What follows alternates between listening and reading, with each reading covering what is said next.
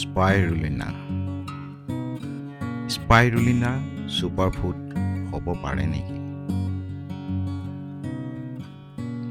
স্পাইৰুলিনাৰ খেতি অসমত সম্ভৱনে?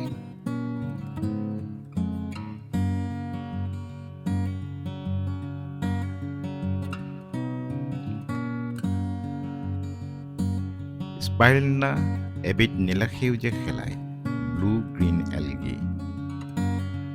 1940 চনত এজন ফৰাচী শৰীৰ বিজ্ঞানীয়ে আফ্ৰিকাত স্পাইৰুলিনাৰ খেতি আৱিষ্কাৰ কৰিছিল।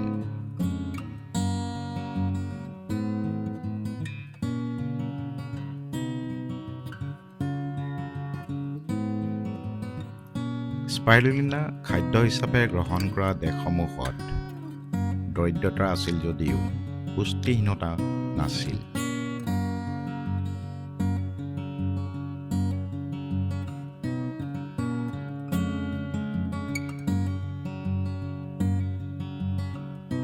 বিশ্ব স্বাস্থ্য সংস্থাই স্পাইৰুলিনাক অভিহিত কৰে one of the greatest superfood on আৰ্থ।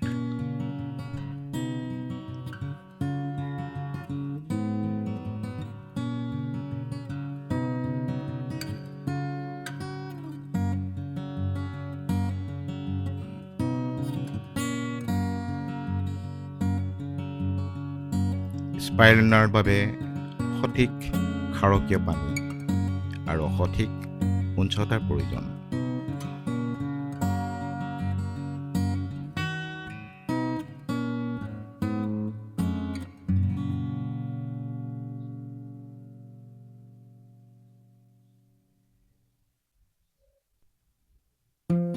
নাছাই মহাকাশচাৰীৰ বিকল্প খাদ্য হিচাপে স্পাইৰুলিনা ব্যৱহাৰ কৰে।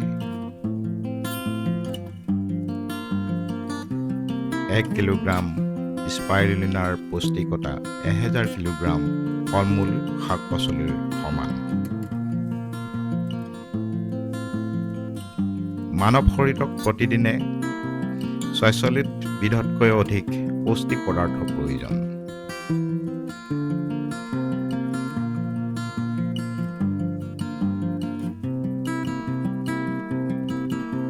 ছুপাৰফুড হিচাপে স্পাইৰুলিনাৰ পৰা বহুতো স্বাস্থ্য উপকাৰিতা পোৱা হৈছে।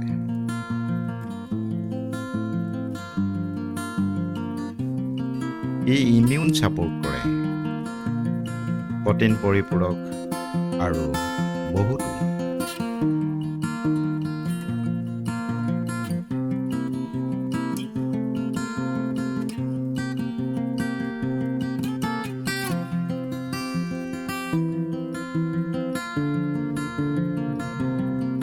স্পাইৰুলিনা পৰিৱেশ অনুকূল আৰু সৰ্বাধিক কাৰ্বন ডাই অক্সাইড শোষণ কৰি পৃথিৱীলৈ অক্সিজেন যোগান ধৰে।